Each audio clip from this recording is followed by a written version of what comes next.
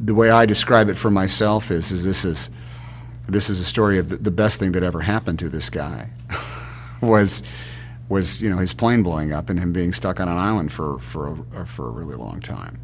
I think it's unfamiliar territory, both in the way we tell the story and just what the story is to begin with. I play Chuck Noland, who is a systems operational engineer for Federal Express. Unmarried, sadly so.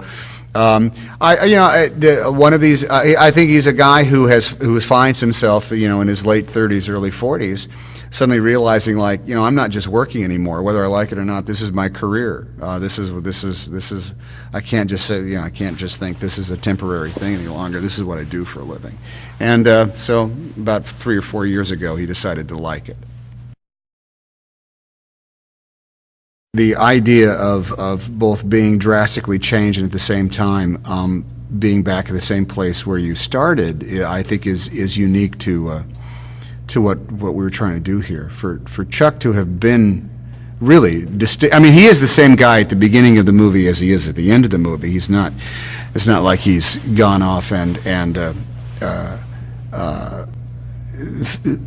come back a completely alien human being than he was before. I mean, he's not like shell-shocked or tortured, but at the same time, he has definitely faced this kind of void of existence that came to an end. In putting together an ensemble, the thing that's most important is that everybody gets it.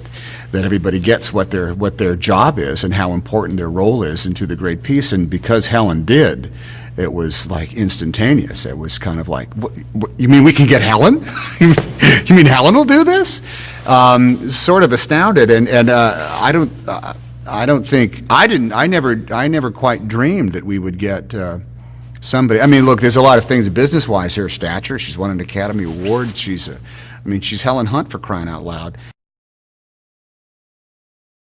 The difference between being an actor in a trailer and on a set, and being an actor on a beach in a movie, or on Red Square in the movie, or on the open water in the movie, it removes the movie-making aspect of it to you. It's like I was a human being. There was one scene, as a matter of fact, where we were out in the open water, the ocean, the open water, and there's 8-foot swells, and the raft has come off its shiv, and it's just cast adrift, and the only way to get the shot was for me to just go out there and be on the raft, and Bob would get it on film with the camera on, and if that was the movie in microcosm right there. I told Bob, I said, sooner or later I knew that the raft would just be floating out there, and I'd be on it doing something, and you'd get it on film, and that was exactly what happened.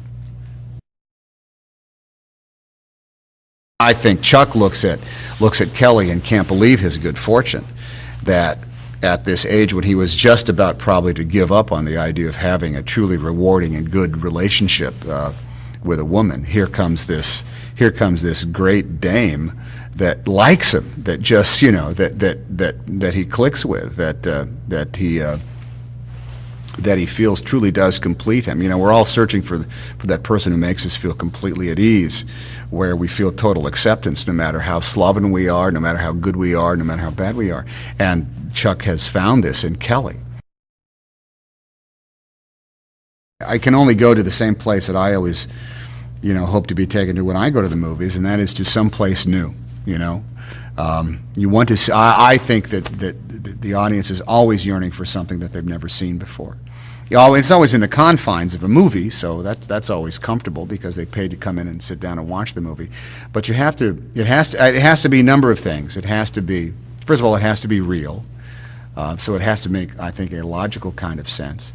But it also has to be surreal, the way all movies are surreal, because we're sitting there and observing it.